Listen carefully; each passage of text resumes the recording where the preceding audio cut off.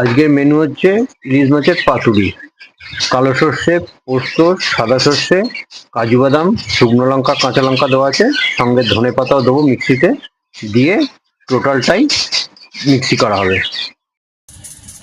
সর্ষে পোস্ত দিয়ে মিক্সি করা হয়েছিল, সেই মিক্সিটা দেওয়া হয়েছে। এর মধ্যে সর্ষের তেল দিচ্ছি, সর্ষের তেলটা দেওয়া হলো। তারপর পরিমাণ মতো দই দেওয়া হচ্ছে, টক দই মানে সাদা দই যেটা, সেই দইটা দেওয়া হলো। পরিমাণ মতো হলুদ,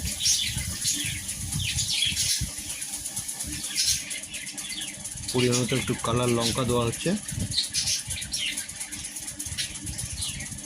পরিমাণ মতো লবণ দেওয়া হলো, দিয়ে এটা ভালো করে ফাটানো হচ্ছে। সেটি এবার ওই যে বাটিতে বসাবো সেই বাটিতে সর্ষের তেল একটু নিচে দিয়ে দিচ্ছি, দিয়ে ভালো করে তেলটা বাটির চারধারে লাগিয়ে দেবো, যাতে মাছটা বসালে ওই মশলাটা দিয়ে দিচ্ছি।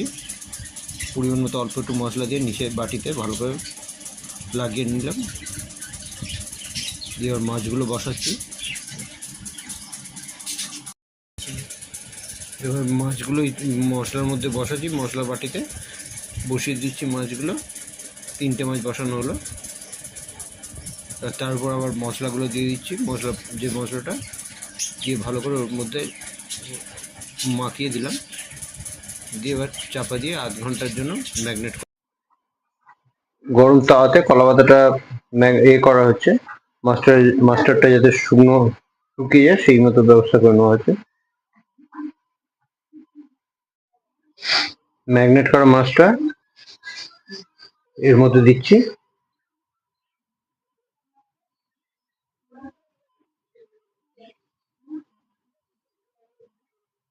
দিয়ে এটাকে এবার বাঁধা হবে।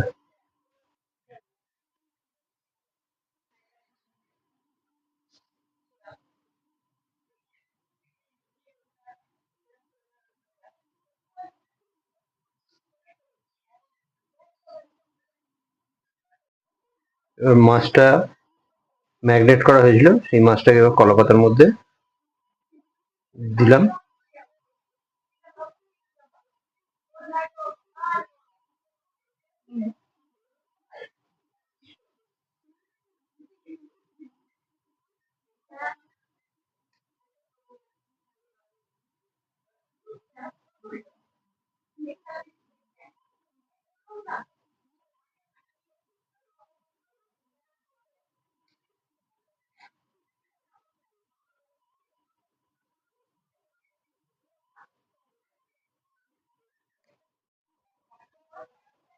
এটাকে বেঁধে দেওয়া হচ্ছে, বেঁধে দেওয়া হলো।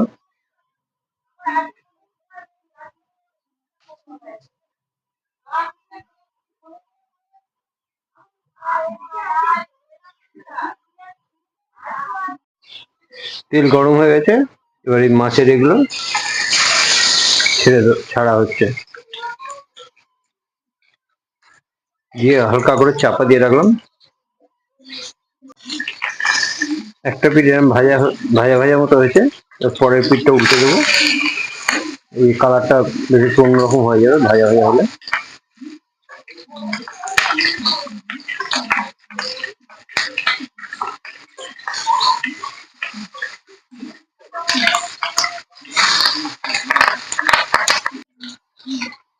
এক পিঠ ভাজা হয়েছে, এবার আর এক পিঠটা দেখে নিচ্ছি কিরম ভাজা হয়েছে।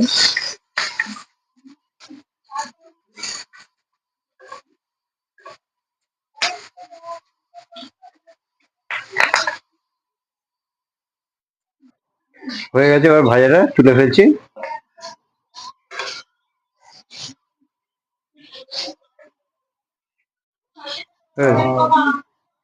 এটা রেডি হয়ে গেছে, এবার এটাকে মানে যে বাঁধা ছিল সেটা খোলা হয়েছে, এটা এবার খাওয়ার উপযুক্ত তৈরি হয়েছে। এবার এটা খাওয়ার জন্য পাত্র থেকে নেওয়া হবে।